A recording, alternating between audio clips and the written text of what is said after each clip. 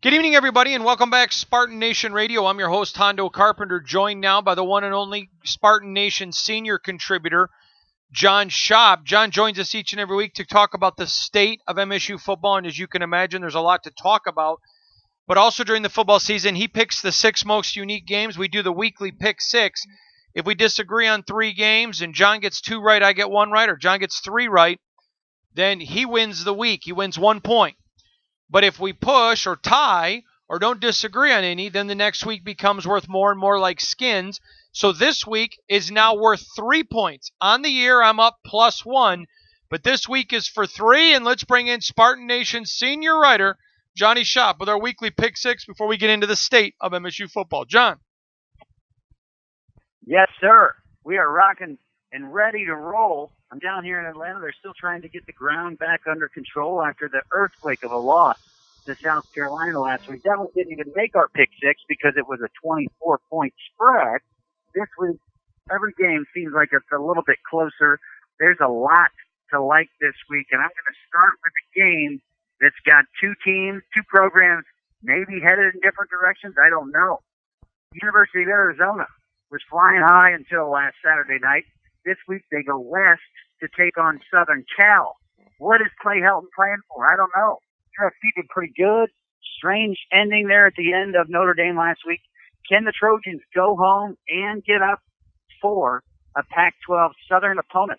Southern Cal hosting Arizona. Yeah, I think USC gets right on board. I'm not a buyer on Zona, and I'm going to take USC all day long. I think the team plays for Clay Helton, even though as injured as they are, and I believe that Arizona really got hurt and exposed last week by the folks at Washington. Let's talk about them. Arguably the most disappointing team in the country this year so far. The Washington Huskies this week host Oregon. Washington is not as bad as their record says they should be. Oregon is not as good as their record says they should be. Washington does Oregon this weekend. Give me Ethan and the Huskies. Good, because I'm taking Oregon and Cristobal. He's riding with the Ducks. I see. Another interesting game in the Pac-10 this week, and yes, I still do call it the Pac-10, are the Fighting Forks Up, Herm Edwards, and fantastic staff and year they've got going in Tempe. They're going to Utah and the Utes. Utah is always very well coached as well. This one is really interesting to me because I think the top athlete resides on Arizona State, but Utah is playing at home, and they are not going to shortchange it when it comes to effort. ASU at Utah. I don't think this one's close. I think Utah blows them out. Oh, I think it's close. But I think this is a little coming down to earth a little bit for Arizona State. I'm going to take the Utes by a field goal.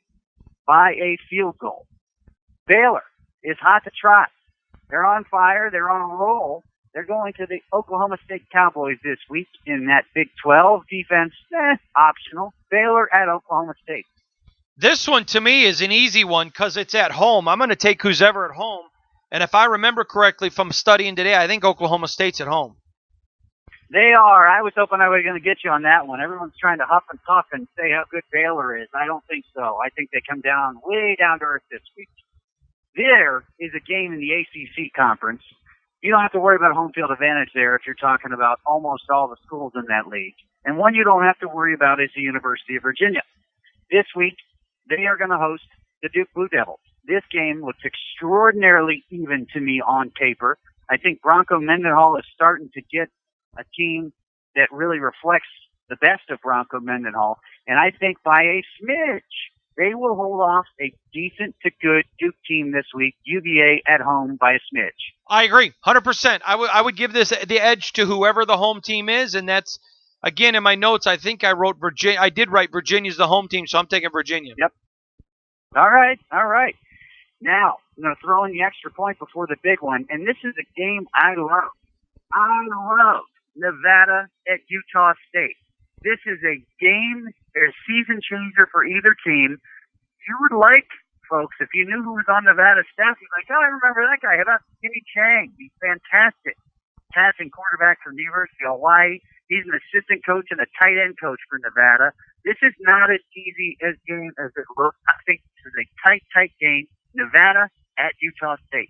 John, I don't think it's close. I love the quarterback for Utah State. I like their offense, and I don't think Nevada has a defense. I'm taking Utah State. I put in I my. thought I could get you again.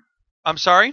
I thought I could get you on this one. This is a game Utah State has to win, and I'm not. It's going to sound funny saying Gary Anderson doesn't go back to Utah State. It's not going to win this kind of game, but this is exactly the kind of game he went back to win. They need to win this. I like it very, very close. I like Utah State barely, but do not sleep on those Nevada Wolfpack. They are the ones that took down Purdue in the opener. The only reason I'm not taking them is because I looked at Utah State's schedule, and they have got to win this to stay in position to win the division and do what they want to do this year in that Mountain West Conference. I think it's going to be entertaining and close. I don't think the game of the week is going to be entertaining and close. Michigan at Penn State, any hope for the Wolverines going into a whiteout environment with, 105,000 plus in Happy Valley? John, I'm so glad you picked this one. I'm going to make the call right now. I say Penn State by double digits. That would be an interesting one, and that would be a signature win for James Franklin coming off of the first, I think, road win against a ranked team last week. I'm okay with those wild dogs up front at Penn State. That's what they call their defensive line unit. If you thought Shea Patterson was turning the ball over before, if you thought it looked like he was getting some pressure before, tune in Saturday night in the first half. I like Penn State in this one. I don't know if it's that big, but I like them handily. And those are the 7 most interesting games ever this week. That is your pick 6, and it's good. It's always great when 24/7 does work. You've got Liev Schreiber doing the narration. But what I saw on the Penn State staff was a pretty young and energetic staff. And that looks like a team that is pretty together and going in the right direction. And to be honest, it looks like a team some people underestimated coming into this year because they had such a power to replace. They had to replace, of course, the quarterback, McSorley. I underrated him, and you may remember I said this in the preseason. I underrated him not because of the assistants and not because of players. I underrated him because of Franklin. I don't think he's a good coach, but he's done a great job staying out of the way and letting his assistants coach. John, we now turn our attention to Michigan State for the state of Michigan State. You heard my question of Dantonio. I had heard from a little birdie that they were not going to have Sunday night normal availability after a game, that there was not going to be a press conference on Tuesday. That's why I asked it then. I gave him an out saying, if you didn't make a mistake, how are you going to fix it? To which he called my question a dumbass. Before you answer this question, I had several people ask me this week, including a very strong critic on Twitter, that said, oh, Honda will bring on his minions who will be afraid to disagree with him if they want to. Have I ever at Spartan Nation, and you've disagreed with me a lot in writing and on air, ever told you couldn't say anything? Not that I can think of. No, I don't know why that would even. Yeah, I don't know where that would come into somebody's mind. It's a little bit easy to agree on quite a bit these days, but no. And we've had some fun disagreements. We still disagree. Probably when you're talking about Greg Jones versus Max Fulla, we still disagree. Or maybe you've come around to the whether a team can run both power and zone plays, a good offense. We may still disagree on more than that, but no, I don't remember any conversation of anything about that. Not at all. All right, so I want you to tell me, did you think my question was fair, relevant? Go, have your way. Well, the thing is, it's extremely timely. That was exactly the time to ask it, and I thought it was completely fair because the back half of the question was, if not, how do you fix it? And if I'm a Michigan State Spartan, I'm more concerned that there wasn't anything answered about how you fix it than anything else. So I don't know if the head coach didn't hear the whole question or if he literally has no answer. But that was not the answer I was looking for at all. As a fan, I'm looking for either, you know what, we may have to take a look at that, which would be a big deal, or no, I'm very happy with the decision I made, but it's not working right now, and these are the areas we have to fix first, and we're going to take the next week to see what we can do to find an answer with what we've got right now, with what we've got lineup-wise, injury-wise, whatever it is. So it was not a great day, not a good time for Mark Dantonio.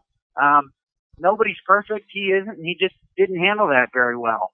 But the reality is what the reality is. After 7 games, the Spartans are 100th in total offense, 77th in third down offense, 112th in rushing offense, and 98th in scoring offense. And as we talked about before the year, the scoring was really the most important thing. This offense had to produce points. They haven't. A couple of weeks ago in my last article, I warned that Michigan State may only score 20 points in the next 2 games. That was 10 too many. They got big, giant, 5-alarm fire issues on the Spartan offense. So there was no dumbass element of any question that was asked to the coach last week. John, sticking on this question then in this offense, I think it's fair to ask this. Mark Dantonio, we've been reporting for months now that within the university community and among those of stature, no one's saying this publicly, but privately we've talked to many who do believe that Mark Dantonio is leaving. If that's true, does Mark Dantonio owe it to come out and say it? Or does he owe nothing and able to leave after signing day, which is what one person told me they thought he was going to do, to try to force Michigan State to hire Mike Tressel? Does he owe nothing, or does he owe a statement of something? Because he's getting hurt in recruiting with it too. It depends what he's most interested in. Is he most interested in doing what's best for Michigan State football or for Mark Dantonio?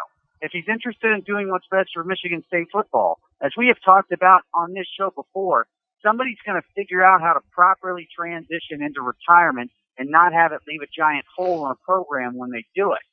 So does he owe? I'm not sure. If he wants what's best for the program and he wants a lasting legacy that's better than where it's headed right now, he needs to absolutely come out and address as soon as this bye week, I'm not going anywhere, I'm going to stay, I'm going to coach until this date, or, you know what, this is going to be my last go-round. It is an issue that is spreading across the country, and here's what's going on right now. Players on this team of great stature, some of who have come from different parts of the country, they quit on his staff. That's what struck me last week. I think players right now are quitting on this staff. I don't think they're quitting on their teammates or they're quitting on the program. I think they're quitting on the staff.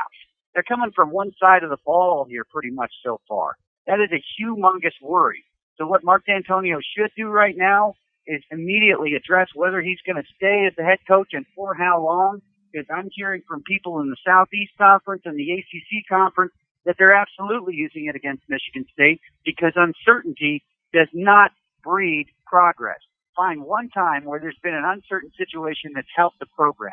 It hasn't happened. John, moving let's forward. Look at the example. Let's look at Steve Spurrier. Look what happened at the end of Steve Spurrier. He didn't come up with a plan. They didn't come up with a plan. He quit in the middle of a season, and they left a giant crater there. Somebody needs to figure out how to properly transition. It starts with the head coach, figuring out if he wants to coach anymore, how much longer he wants to coach, and then going out and publicly explaining it so people can build on something and or celebrate it from there.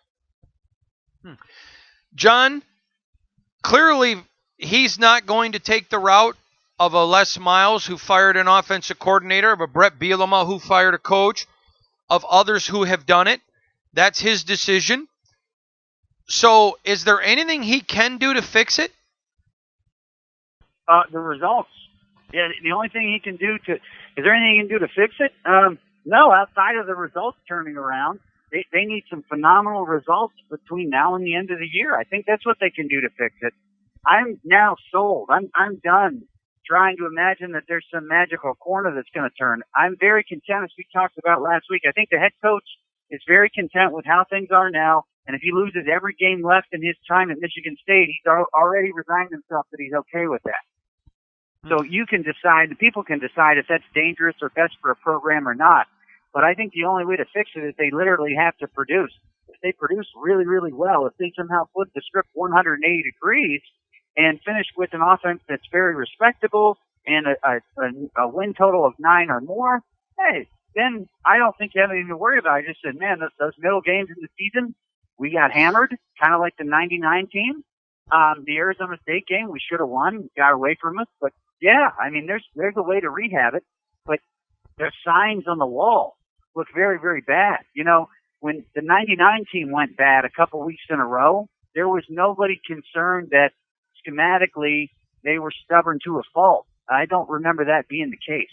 This team is now on the precipice of a free fall, and the head football coach has a week here to go ahead and get it turned around. The answer is simple. Show us the results. If the results are good, yeah, it can turn around. John, lastly, what's your prediction right now for the regular season win total? I think a regular season win total of 8, I think, is probably the accurate number. I think Michigan State's going to have a best game, whether it's Penn State or Michigan. I think one of those games they're going to end up winning, and win the other games they should, lose the other one. That's probably how I see it playing out. He is the one, the only Spartan Nation senior writer. Know him, read him, love him. One of the best. Can't wait for his article on the scope of the Spartans next month. Scope of the Spartans next month. Scope of the Spartans.